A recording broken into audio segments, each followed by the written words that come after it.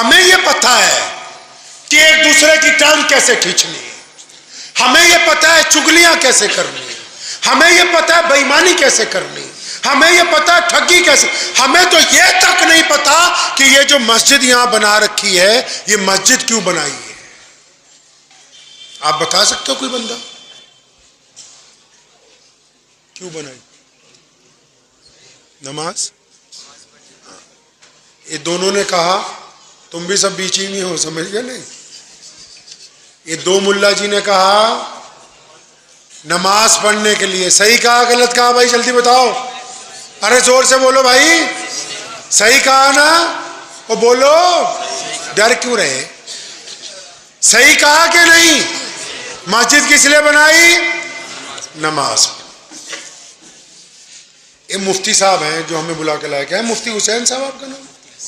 مفتی حسین صاحب. حضرت گھر میں نماز ہو جاتی؟ مفتی صاحب تو کہتے گھر میں ہو جاتی ہے نماز. گھر میں جماعت سے بھی پڑھ سکتے ہیں، جماعت سے بھی ہو سکتی ہے. تو جب گھر میں نماز ہو سکتی ہے اتنا بڑا جگاڑ کیوں لگا رکھا؟ ہنسو نہیں، یہ اس بات کی دلیل ہے کہ آپ لوگ اسلام سے دور ہیں. آپ اسلام کے نام پر ناراضگی لینے کے لیے تیار ہیں، اسلام کے نام پر بحث کرنے کے لیے تیار ہیں، لیکن آپ اسلام سے اتنا دور چلے گئے کہ آپ کو یہی پتہ نہیں کہ مسجد کیوں بنائی. نماز گھر میں بھی ہو سکتی ہے. نمازیں 5 ہیں، فجر، ظہر، عصر، مغرب. ان کے اوپر ایک اور نماز ہے، ایک اور نماز ہے تہجد کی. کون سی جی؟ اب مفتی صاحب سے پھر پوچھو، تہجد کی نماز کے لیے اذان ہوتی ہے جی؟ یار بولو زور سے. تہجد کی نماز کے لیے امام چاہیے؟ تہجد میں مسجد جانا ضروری ہے؟ تو پھر ان 5 نمازوں کے لیے اتنا بڑا جگاڑ کیوں لگایا؟ کبھی رسول اللہ سے پوچھ لو، پیارے نبی حضرت محمد رسول اللہ صلی اللہ علیہ وسلم سے پوچھو گے تو یہ جو رسول اللہ کے وارث بیٹے ہیں، جن کے سینوں میں امام بخاری کی احادیث درج ہیں، امام نسائی کی باتیں درج ہیں، جو صاحب طبقات کو جانتے ہیں، جو ابو داؤد کو پڑھ چکے ہیں، جنہوں نے قرآن پڑھا ہے، جنہوں نے تفسیر پڑھی ہے، کبھی ان سے پوچھو جا کے کہ پیارے پیغمبر صلی اللہ علیہ وسلم نے مسجد کیوں بنائی. یہ بات ہماری سمجھ میں نہیں آتی کہ صرف نماز پڑھنے کے لیے مسجد بنائی. نہیں، رسول اللہ سے پوچھتے ہیں. میں آپ کو حدیث کا مفہوم سمجھ جاتا ہوں. یا رسول اللہ مسجد کیوں بنائی؟ فرمایا تاکہ تم جماعت کے ساتھ نماز پڑھو. یا رسول اللہ جماعت کے ساتھ کیسے؟ فرمایا کندھے سے کندھا جوڑ کے. یا رسول اللہ کندھے سے کندھا جوڑنے سے کیا ہوگا؟ فرمایا تاکہ تمہارے دل آپس میں مل جائیں. مسجد صرف نماز کی جگہ نہیں ہے، مسجد ایک سماج کو خوبصورت بنانے کی جگہ ہے.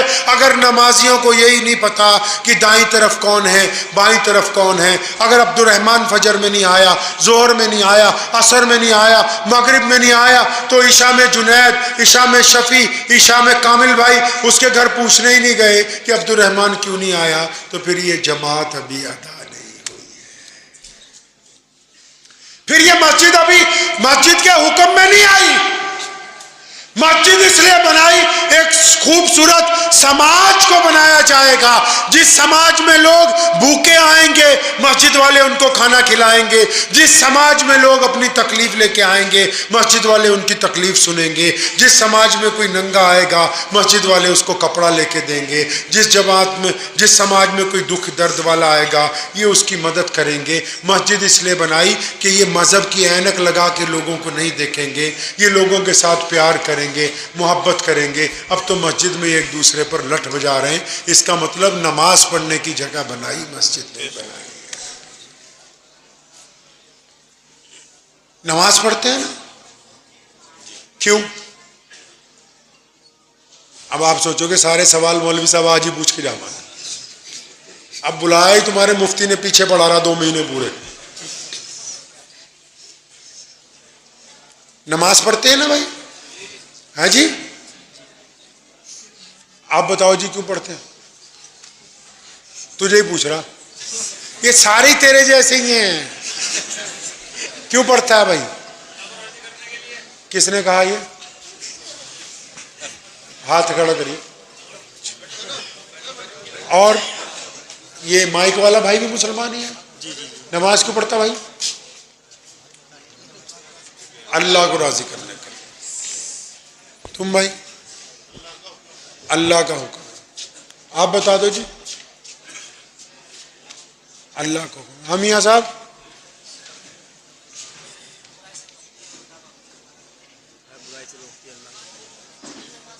فرض ہے. قرآن میں کہیں نہیں لکھا ہے یہ جو باتیں یہ کر رہے ہیں. اب پھر دوبارہ کہتا ہوں بنا مذاق کے، جتنی کمیٹیوں والے ہیں چلو بھر پانی کا زور لگا کے دیکھیو کہیں ڈوب سکیں. اس میں نہیں.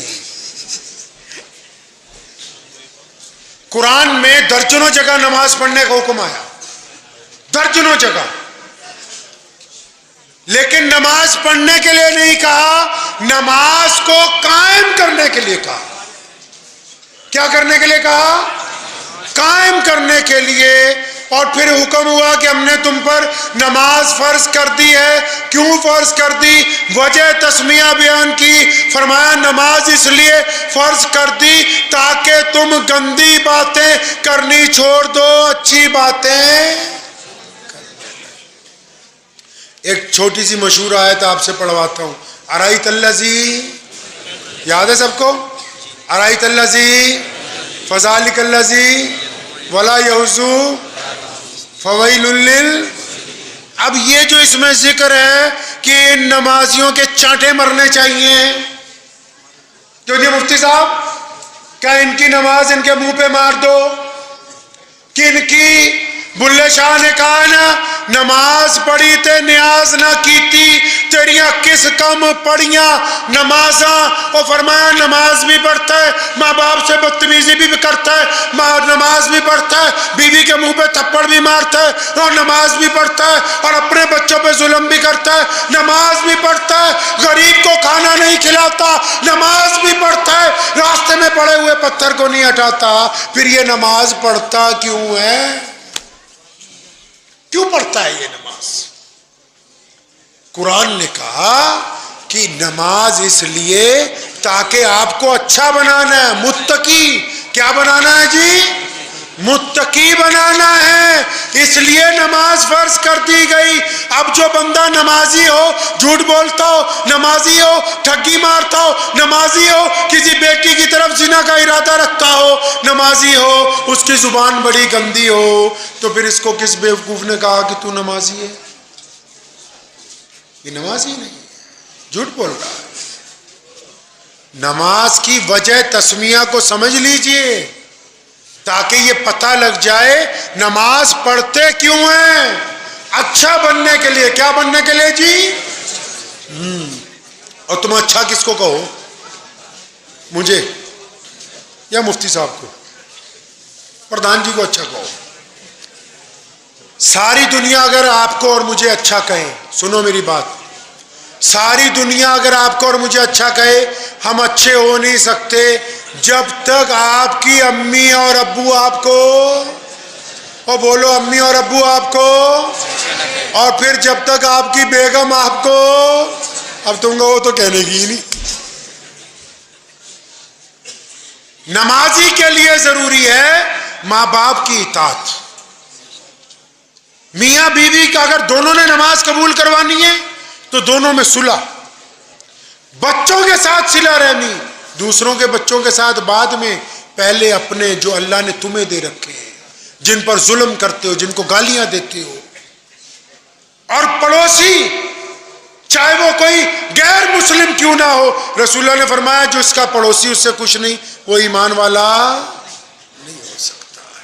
اچھا اب سچی سچی دل پہ ہاتھ رکھ کے بتانا، وقت بھی ہو گیا، میں اپنی بات کو ختم کرتا ہوں. آپ سب نے ماشاءاللہ نماز پڑھتے ہو. ایسے کتنے لوگ ہیں جنہوں نے روزانہ اپنی مسجد میں جھاڑو لگایا؟ ہاتھ کھڑا کر کے بتاؤ. اچھا ایسے کتنے ہیں جنہوں نے مسجد کے استنجا خانے صاف کیے ہیں؟